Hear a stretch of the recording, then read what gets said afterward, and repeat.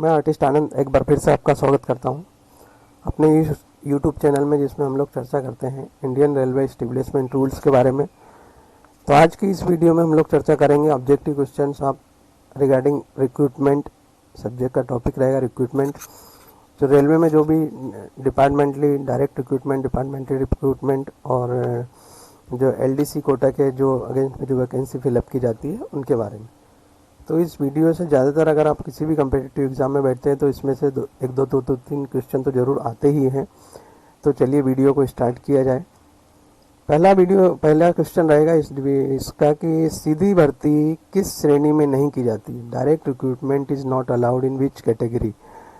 तो इसमें आ जाएगा ग्रुप बी। तो दोस्तों ग्रुप बी में डायरेक्ट रिक्रूटमेंट नहीं होता है। जो भी यूपीएससी से जो भर्ती होती है वो डायरेक्ट ग्रुप ए में होती है, ग्रुप बी में नहीं होती। ग्रुप बी में जो भी भर्ती होती है वो कैटेगरी ग्रुप सी से ग्रुप बी में प्रमोट होके होती है। तो इसका आंसर हो जाएगा ग्रुप बी में डायरेक्ट भर्ती नहीं होती। वहीं ग्रुप ए में जो भर्ती होती है वो 50% डायरेक्ट होती है और 50% कोटे से होती है। दूसरा क्वेश्चन ले लेते हैं कि अपर लिपिक में सीधी भर्ती ऑब्लिक विभागीय परीक्षा का कोटा परसेंटेज क्या है। अपर लिपिक मतलब जूनियर क्लर्क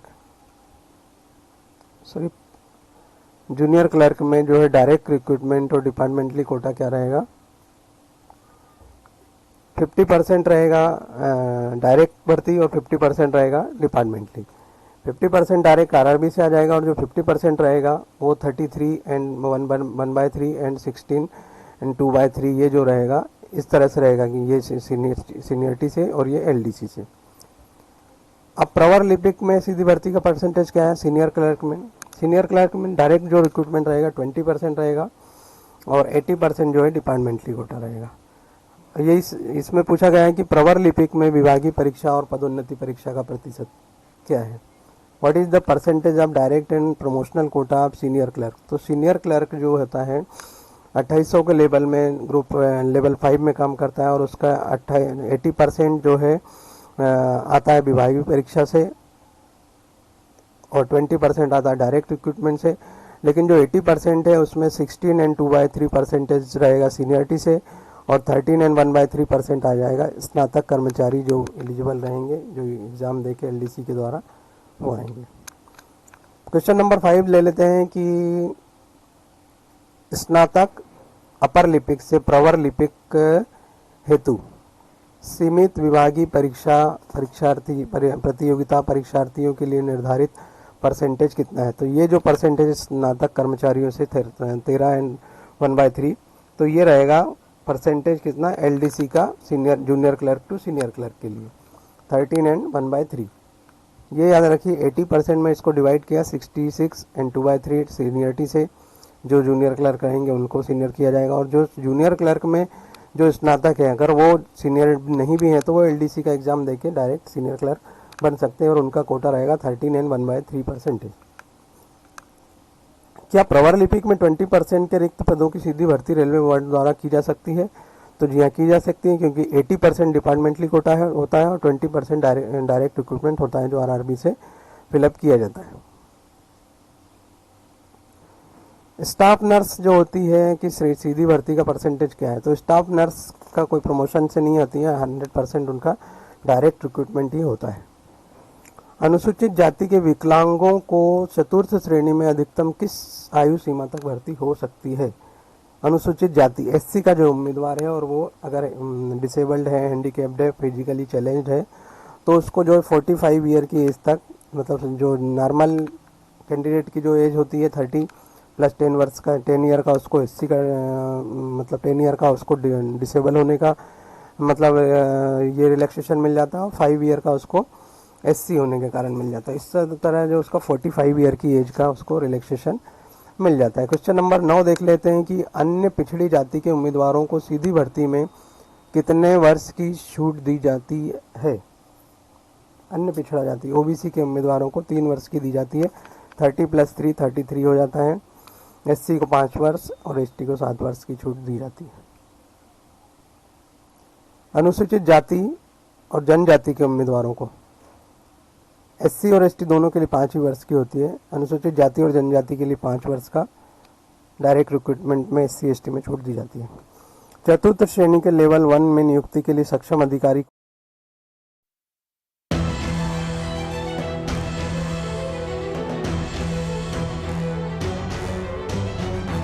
अब हम देख लेते हैं क्वेश्चन नंबर 12।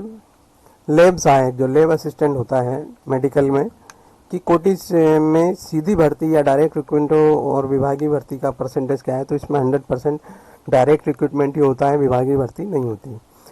ASM ग्रेड वेतन लेवल 6 में सीधी भर्ती और विभागीय पदोन्नति का कोटा कितने % होता है, तो ASM में 60% डायरेक्ट रिक्रूटमेंट होता है और 40% होता है डिपार्टमेंटली कोटा।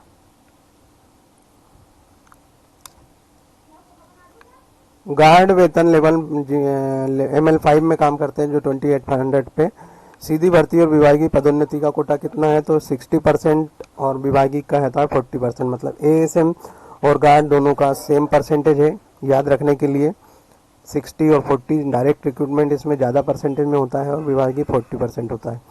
टिकट संग्रह टिकट कलेक्टर जो होता है ग्रेड वेतन लेवल 3 में जो ₹3 विभागीय पदोन्नति कोटा कितने % होता है, तो इसमें 50% विभागीय पदोन्नति होता है, जिसमें से 33 एंड 1/3% डिपार्टमेंट प्रमोशनल और 16 ये LDC, इस तरीके से उसका 50% को डिफाइन कर दिया गया है। टिकट कलेक्टर ग्रेड वेतन लेवल 3 में सीधी भर्ती कितना परसेंटेज है, तो 50% है। टिकट कलेक्टर TC इसमें आ जाएगा दोनों का 50% 50% direct 50% department quota. Traffic apprentice level 6 में सीधी भर्ती और विभागीय पदोन्नति का कितना % है, तो what is the percentage of direct and department Kota for traffic apprentice level 6, तो 15% एंड 10%।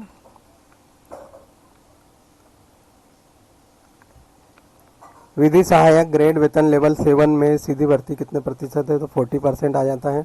विधि सहायक मतलब चीफ लॉ असिस्टेंट, ये जो होता है लेवल 7 में, लेवल 6 में भर्ती होती है, उसके बाद लेवल 7 में भी भर्ती होती है। तो लेवल 7 में जो होती है वो 40% डायरेक्ट रिक्रूटमेंट होता है और 60% जो है 46 वाले मतलब ML6 वाले ML7 में जाते हैं प्रमोट होके, प्रमोशनल कोटा है। 19 नंबर देख लेते हैं कि विधि सहायक मतलब जो CLA होते हैं ग्रेड वेतन लेवल 7 में पदोन्नति का कोटा कितने % है, तो 60%, 40% डायरेक्ट है और 60% प्रमोशनल कोटा है। पूछताछ आरक्षण लिपिक ECRC के वेतन लेवल 5 में विभागीय पदोन्नति का कोटा कितने % है, तो ECRC का 75% तो उसमें डिपार्टमेंटली कोटा होता है और 25% जो है सीधी भर्ती का होता है। 21 दिया पूछताछ और आरक्षण लिपिक लेवल 5 में सीधी भर्ती का कोटा कितना % है, तो 25%, 75 इधर है 25 इधर है ECRC के लिए। लेवल 1 सेवा वाणिज्य लिपिक ग्रेड वेतन लेवल 3 में पदोन्नति का कोटा कितना % है, what is the percentage promotional quota for level 1 to level 3 for commercial clerk, तो इसमें आ जाएगा 50%, 33 एंड 1/3% जो आ जाएगा सीनियरिटी से और 16.67 आ जाएगा एलिजिबिलिटी मतलब सुटेबिलिटी से। तो इस प्रकार इसमें भी 50% का कोटा रहेगा। रेल पथ निरीक्षक केवल लेवल 6 में सीधी भर्ती का कोटा 50% है, 50% आ जाएगा इसमें PWI के लिए लेवल 6 में और 50% प्रमोशनल कोटा।